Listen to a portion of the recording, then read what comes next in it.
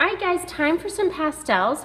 Now you don't have to do your colors exactly the way that the colors are in your photo, but I do think it would look nice to kind of keep the photos very accurate. I'm going ahead and starting to color, and while I color, I'm going to tell you a couple of simple guidelines. I don't want you coloring over the glue lines. Now the reason is these glue lines are kind of black and shiny and they are raised up a little bit, and you want to keep that nice black shiny outline. So again, you don't want to color over your glue lines. You want to color around them and up to them, but not on top of them.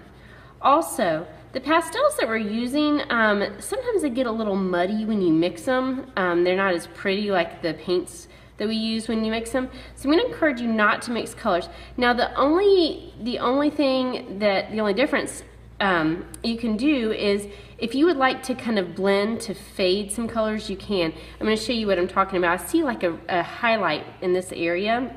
So I'm going to get my white. It's a little dirty right now. And I'm just going to do a little highlight right there. And then I might kind of blend that into my purple. And that's going to look pretty nice right there. So you can see that if you've been with me long enough, you know that that is a tint. When you mix white with the color, kind of like a little highlight right there. Now again, if there's certain little areas that you want to blend some colors to kind of make them fade, light colors or little highlights, you could do that. But for the most part, you really don't want to mix those colors.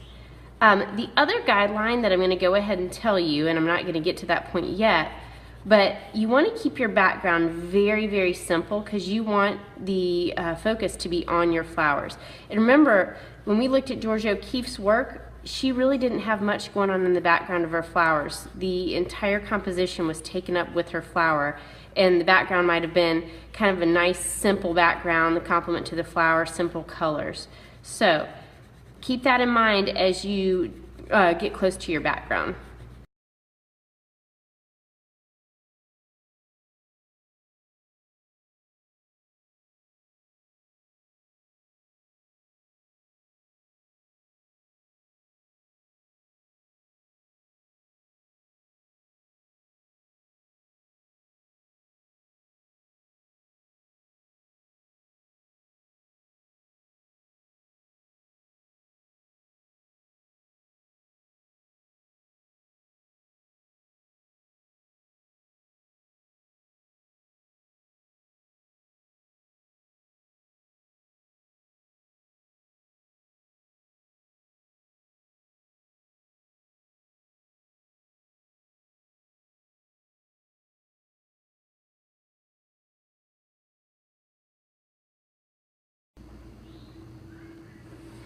And remember, I said not to put the colors on top of each other unless you want to highlight. So here I am, darker yellow, and I'm going to do a little bit lighter yellow right there. Might be a little hard to see the difference on the screen. I could even, I see a little difference right there. So I'm blending that darker yellow into the lighter yellow. I might even add a tiny little white highlight like I did with the leaves up there.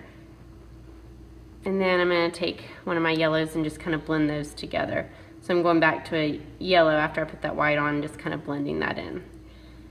So again, you don't want to mix a ton of colors or put a ton of colors on top of each other, but where you have a purpose for highlights or fading light colors, that does work really, really nicely.